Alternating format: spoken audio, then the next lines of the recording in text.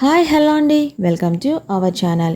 ఈరోజు curry banana and coconut పౌడర్తో మంచి క్రిస్పీగా టేస్టీగా ఉండే ఫ్రై ఒకటి చేసి చూపిస్తానండి. అలాగే మంచి టేస్టీగా టమాటా రసం కూడా ఏ విధంగా చేసుకోవాలో ఆ ప్రాసెస్ మొత్తం కూడా మీకు చూపించేస్తాను. ముందుగా ప్రాసెస్లోకి వెళ్ళే ముందు నా మనసులో ఉన్న చిన్న మాట అండి. పుస్తకాన్ని చదివి జ్ఞానం సంపాదించుకో, కానీ మనుషులను చదవడం మాత్రం మర్చిపోకు. ఈ రోజుల్లో జ్ఞానంతో పాటు లోకజ్ఞానం చాలా అవసరం అండి. నేను ఇక్కడ 2 కర్రీ బనానాస్ తీసుకున్నాను.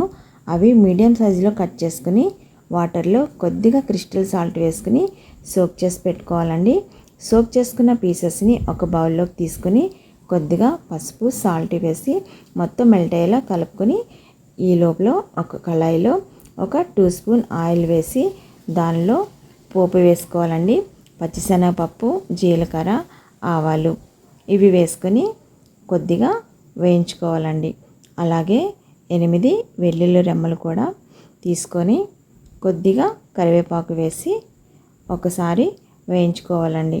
ముందుగా మనం కలిపి పెట్టుకున్న బనానా పీసెస్ని కూడా అందులోకి ట్రాన్స్ఫర్ చేసుకోవాలి. ఇందులో పసుపు, ఉప్పు ముందుగా ఎందుకు కలుపుకోవాలంటే ఇవి వేసుకున్న తర్వాత కింద కళాయిలోకి అంటుకోకుండా ఉండడం కోసం అని చెప్పి పసుపు అలాగే సాల్ట్ కూడా వేసుకుంటున్నామండి.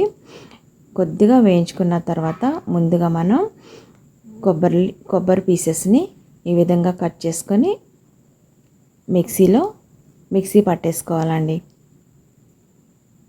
చూస్తారా, ఈ విధంగా కచ్చాపచ్చగా మిక్సీ పట్టుకోవాలి. ఇప్పుడు బనానా పీసెస్లోకి కొద్దిగా 1/2 టీ స్పూన్ కారం వేసుకొని ముందుగా మనం మిక్సీ పట్టుకున్న ఈ పౌడర్ని ఇందులోకి ట్రాన్స్ఫర్ చేసుకోవాలి. అంతేనండి, చాలా సింపుల్గా ఉంది కదా.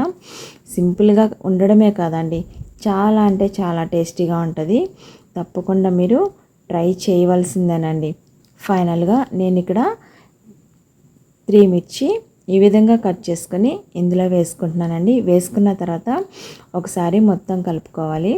మన ఫ్రై అయితే రెడీ అయిపోయింది.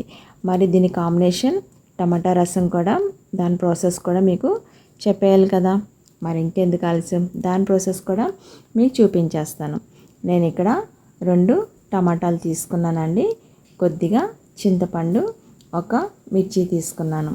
ఈ విధంగా స్మాష్ చేసుకుని 2 గ్లాసుల వాటర్ పోసుకున్నానండి.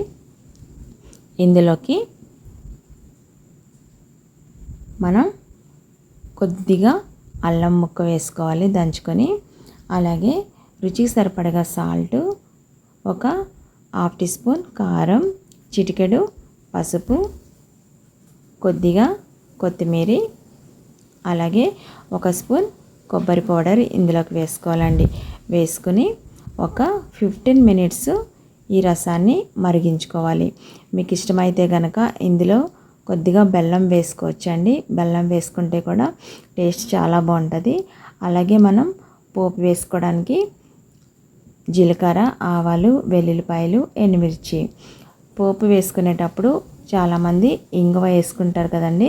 ఇంగువ వేసుకోవడం వల్ల మరింత టేస్ట్గా ఉంటుందండి రసం.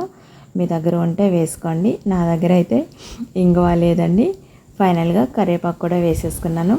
మన టమాటా రసం కూడా రెడీ అయిపోయింది. చూస్తారు కదండి, ఎంత టేస్టీగా ఉంటుందంటే చాలా టేస్టీగా ఉంటుంది. మన బనానా ఫ్రై రెడీ అయిపోయింది. అలాగే రసం కూడా రెడీ అయిపోయింది. ఇంత మంచి ప్రాసెస్ చెప్పాను కదా. ఒక సబ్స్క్రైబ్ అయితే చేసుకోండి, ప్లీజ్ సబ్స్క్రైబ్.